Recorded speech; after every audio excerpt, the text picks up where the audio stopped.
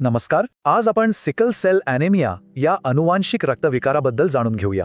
हे एक अनुवांशिक रहस्य आहे जे तपासणी केल्याशिवाय सहजासहजी कळत नाही.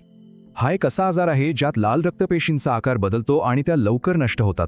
बघा, सामान्य पेशी गोल आणि लवचिक असतात, पण सिकल पेशी कडक आणि अर्धचंद्राकृती असतात.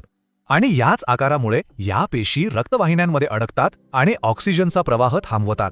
यामुळे शरीरात ऑक्सिजनची कमतरता निर्माण होते, ज्यामुळे असह्य वेदना आणि गंभीर आजार होऊ शकतात. बरं, यात दोन मुख्य प्रकार आहेत. एक म्हणजे वाहक असणं आणि दुसरं म्हणजे रुग्ण असणं. फरक असा की वाहकांमध्ये लक्षणं नसतात, पण रुग्णांना मात्र तीव्र त्रास होतो.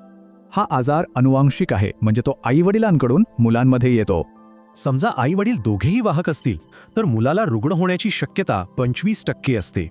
म्हणूनच हे टाळण्यासाठी विवाहपूर्व रक्त तपासणी करणं खूप महत्त्वाचं आहे. ही आहेत काही सामान्य लक्षणं. यापैकी काही जाणवल्यास लगेच तपासणी करून घ्या. याला रोखणं शक्य आहे का?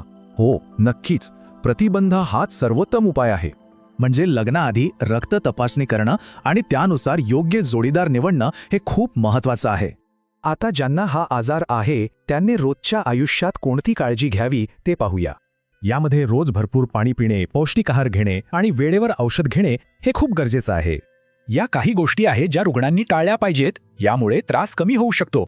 विशेषतः गर्भवती महिला आणि शाळेत जाणाऱ्या मुलांची अधिक काळजी घेणं महत्त्वाचं आहे.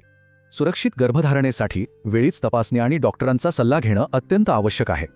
हे लक्षात ठेवणं महत्त्वाचं आहे की योग्य काळजी घेतल्यास रुग्ण नक्कीच वेदनामुक्त जीवन जगू शकतात. आणि यासाठी शासनामार्फत मोफत तपासणी, समुपदेशन आणि उपचार सेवा उपलब्ध आहेत.